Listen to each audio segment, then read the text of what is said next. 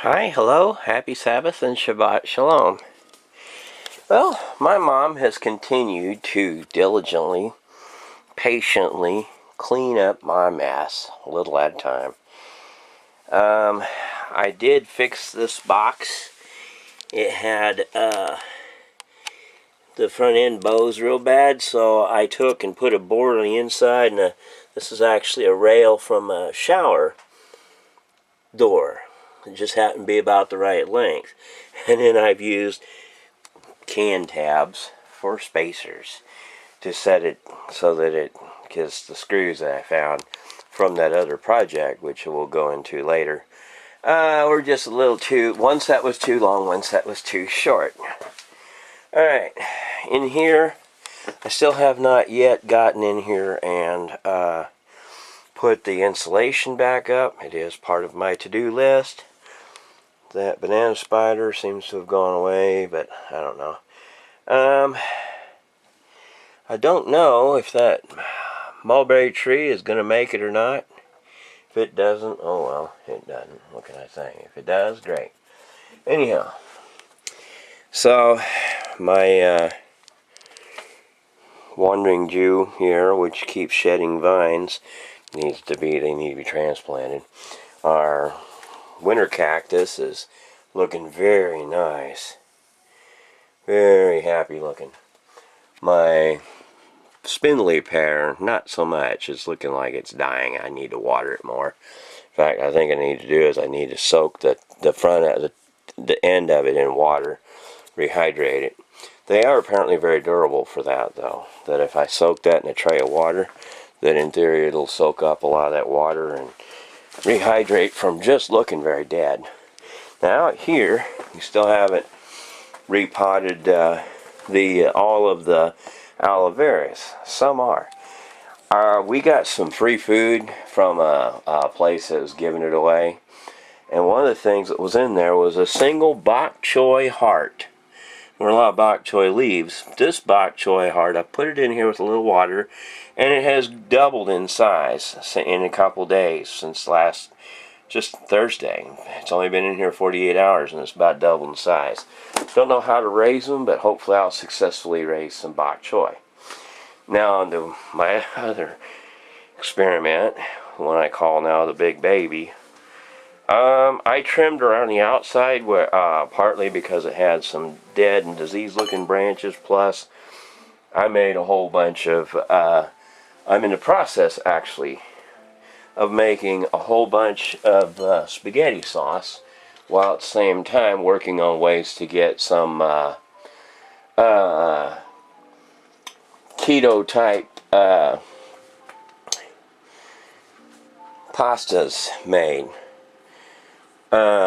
So I've got two kettles over there with one's got a bunch of meat and one's got a bunch of mushrooms, and then I've got a bunch of tomatoes, tomato paste, celery, cilantro, a little pinch of garlic, a little pinch of onion, a little pinch of horse mint, and a couple tablespoons of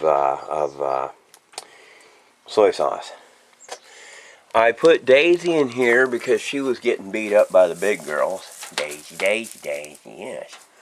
So she's in here with Sally and Sam. They seem to be getting along pretty good for the most part. Mercury, to my shock and awe, doesn't get out every day. In fact, she hasn't been out in a while. But I did find out that the one reason that my gate is swinging out is because the whole wall has been driven out. So from here to here, I don't know if it's immediately evident, but this board bows right here. It's pinned in here so it can't go anywhere from there over. But it's not pinned over here. I need to get my hydraulic jack and push this back in and then pin it to the ground with some rebar or something to keep them from pushing it the rest of the way out. Now, unfortunately, I have not finished any more work on this seed box in here. So, and it's empty in here because, well, I've used up all the hay, the grain that was in here for the month. So I still haven't gotten this all done. Mr. O'Malley's just sitting there observing the girls. Yeah, and that cable's springing over there because they scratched their head on it, literally. It's a real head scratcher, to them anyway. So, I do have this month's feed. I picked it up yesterday before sunset, and I can't put it down here yet because it's the Sabbath right now. So, here we are. Also, I'm almost completely out of hay, and I've got to get some hay from somewhere. So there's 24 bags of feed, and then a couple dozen feed bags from my friend's place. I did go to town and get one more bed frame, because they had a bunch, but they were on not sale. There are more. Got another free little oil heater, which I'll use it for a radiator. So there's the bed frame right there, underneath all that. And oh yeah, I forgot. One of the things I did this past week too, is I swapped out the defective, burned out incandescent tail lamps, backup lights, for LEDs. Next month, I'm gonna go ahead and get a set of stop lights. The reverse lights I've gotten, and now I'll get the flasher signal lights.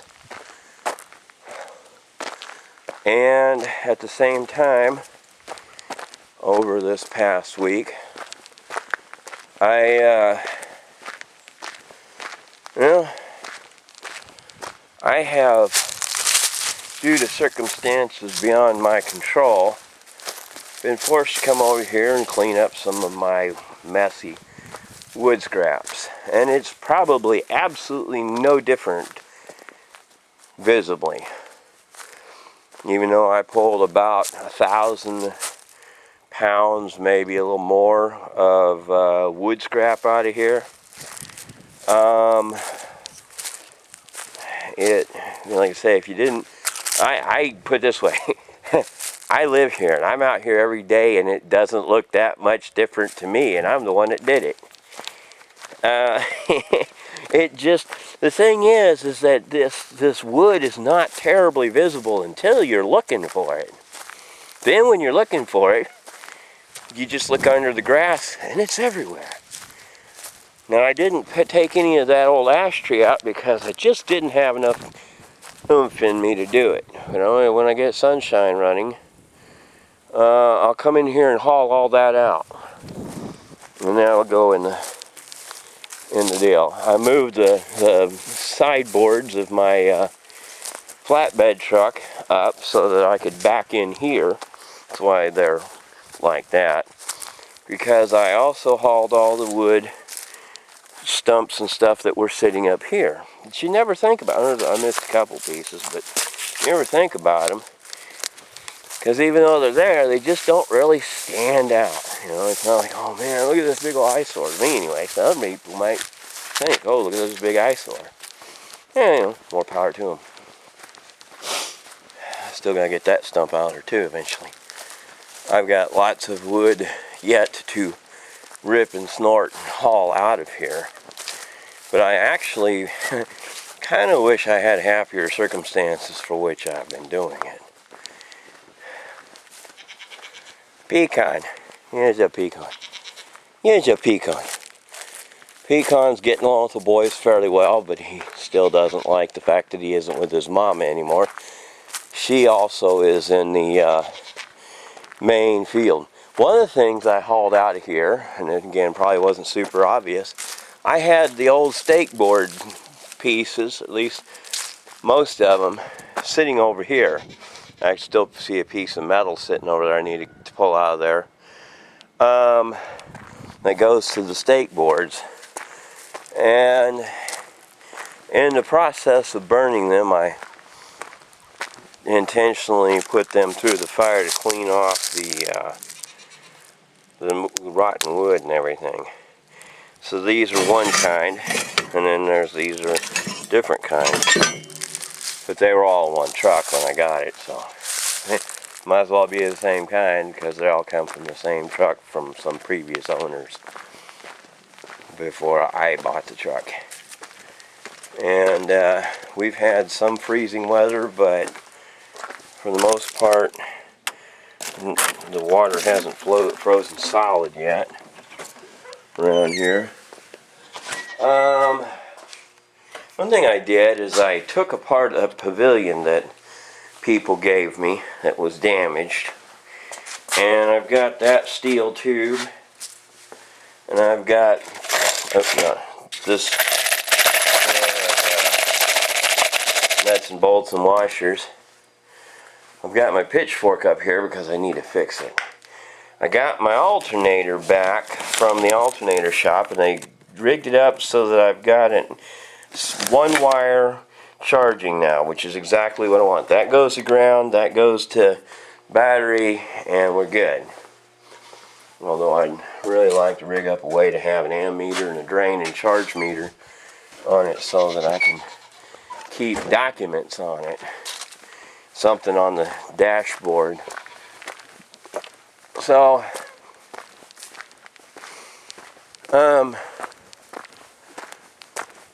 like I say, other than Pecan and his mother being put in different fields from each other, so he's officially weaned. Here's a pecan. Here's a pecan. Yes, he's not happy. Well, goats are never happy. But yeah, he wants back with his mama, I'm sure. Plus, he obviously wants more food.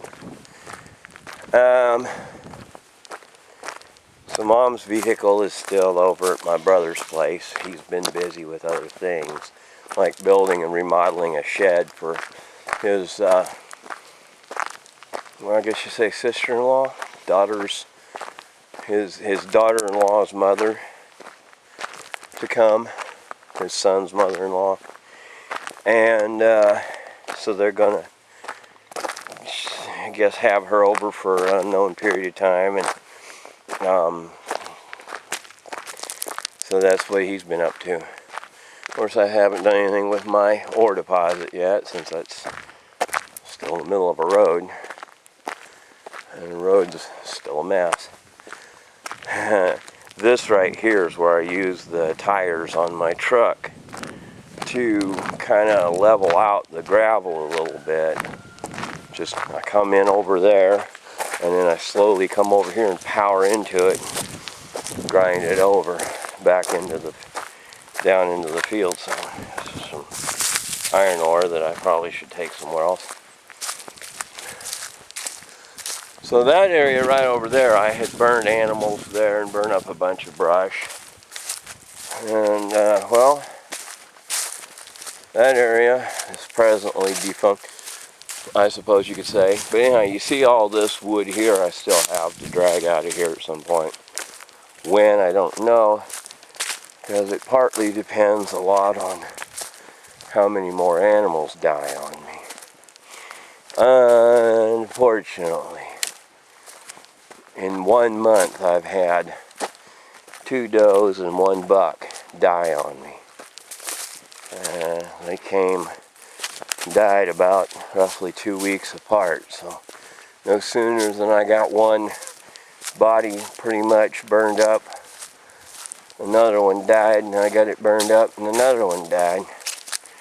I say 2 weeks, I didn't time it. Really not for sure. The dates, the reason the grass is all flat is because I've been down here many times on many nights, just going in here and dragging wood down here. Now, you may or may not recognize that pile of wood there, because it's not really a pile of wood anymore. It's just one piece nearly. It's almost all gone. I gotta get my track loader and take that chunk of cherry tree up to the shop. The rest of this is just burnt. There's ashes. There may be some bones visible in there, but we won't focus on that. But that's pretty much what it is. It's just disposing of the body since the track loader wasn't running. I'll rake all these ashes together and sift them and get the usable ash out of it to put in my collection for wood, my brain went dead, for gardening. Yeah. I think I mentioned before that we had a bit of a shift in the creek where it was coming in on the property here, and it left all this blonde sand. It actually appears to be in the process of creating new land for us. And I say for us because by definition my property boundary is the quote middle of the creek. Because it's the middle of the creek, and that's the creek, that means my property line doesn't stop here at this fence row. It goes to wherever the existing center of the creek is. Now, unfortunately, that can change, and has through time repeatedly. And this side's been washed out a lot, but at the same time it was washed out, all this new gravel bar right in here was washed in. And since that gravel bar is further that direction than this edge of the property, all I really need to do is just build, get some good cement and build a concrete wall in here.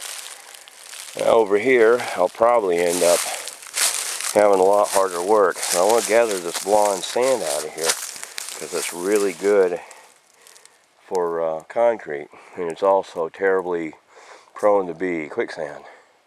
Now this dirt up here, I want to pull this soil back and build up a wall through here, make kind of a U-berm, if you will, a U-shaped structure that faces downhill, that is as high as these piles here, and probably based on those piles to some extent. And we'll go, hopefully, a considerable length of the distance down through here, with the purpose being is that I can put sheltered crops in here, sheltered specifically from the erosive effect that is floodwaters. As you see the grass flowing around here and piling up, that makes this really hard to garden in. So, and all this area gets completely, stripped bare like this. It gets pretty tore up, and so, with that being so tore up, I really don't get good usage of the land. Plus all those chunks of good rock there, I can take that and use that to build the walls with. Because it's cheaper, if you can find big chunks of rock, than to pay for a whole bunch of concrete. And arguably, forming and all that. So theoretically, if you can tie a bunch of rocks together, and then you're limited to how much you need to finish up, so you have a much smaller amount of actual concrete that you need to do that with. Now, those big chunks of concrete with a 6x6 or 8x8, the idea with those is ultimately is to put them in the ground and use them as support mechanism. So they'll be standing upright, holding a wall in every few feet. And I've decided that the ones that are upstairs, that are out in the open, will be used down here also, because I don't know that I have any need for them upstairs, but I definitely will need them down here. The mole comes through here, just since I was through here yesterday. Oh, no biggie. That berm I had put over here that washed out, as you can see, was not tall enough, because it was about 2 foot tall there, and it tore right through it. Just went right through it like it wasn't nothing, and that's why everything's laid down and scoured, because the creek just went blasting through here, and all that erosion from just high velocity water blasting through here. And eventually all my rock over here is going to fall off into the creek if I don't hurry up and get it out of there, so I can use that rock there to, at some point, use in building up the wall on that eastern end up there. Again, that's east and this is west. So, and then I still want to put a gate in here. I got anchored into the rock here, and then I got to figure out how to anchor it over here. Probably just some of that steel pipe like that, both ends, and concrete it in or something. I'm not for sure. I've got some other posts I might use that are 8x8s. We'll just have to make certain we know the best option quickly, or at least one that works good enough. And now, of course, all that rock down there in that pile is all for walls and erosion barriers, as well as a lot of the rock piles upstairs.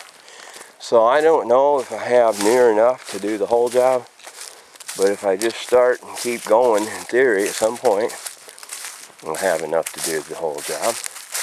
Especially since I've got a lot of excavation to do up here still. Now I got the alternator back and it's charging. Now what I have to do is I have to finish the pulley, get it all built, which is going to be preceded by finishing the die filer. When the die filer's done, the pulley's done, and the machine is put back together, hopefully after that, it'll be a long time before anything else on it breaks. But you can count on something on a beat up old 1962 model track loader breaking at some point. Neighbors driving by. We try not to film them out of privacy. So that's pretty much everything that's happened this week. Again, one of these posts up here, sitting in here, I'll have to take it downstairs to go with the others when I make the wall reinforcement.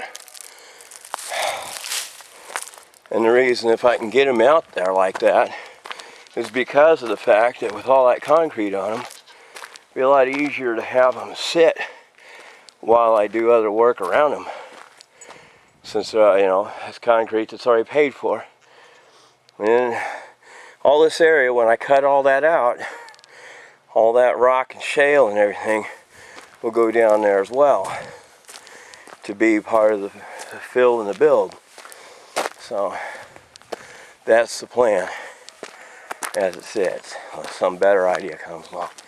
These posts will probably stay where they're at simply because of the fact that they delineate a boundary that I'm not sure if I want to get rid of or not, because I want this road to be wide enough for a full-size truck. Not necessarily 2 full-size trucks, but at least 1 full-size truck to pass through here all the way to the end and around the other side. To do that, I need to make certain it doesn't run into the barn on this side or the greenhouse on that side. And this will all be cut down. A lot of rock and stuff will come out of here too. With those posts, I'm going to leave them there as a boundary for the greenhouse. Same as you see the posts up there on the hill. Well, there may not necessarily be a boundary on the greenhouse. See if I can even get them in the picture. Yeah, those right there. I figure I'll move them from where they're at further up and reset them along a back wall so that I can use them for the part of the back of the greenhouse. And I originally planned on making this like 100 feet by 30 feet. And I'm thinking now I want to make it all the way at least to here, which would make it, I think, 120 feet. And then up the hill to be 40 feet. So considerably larger. And because land, unfortunately, around here is at a premium. Anyhow, that's pretty much everything. That's all the news and updates that I can think of for this week. So we will try to get back with you next Sabbath. Shalom.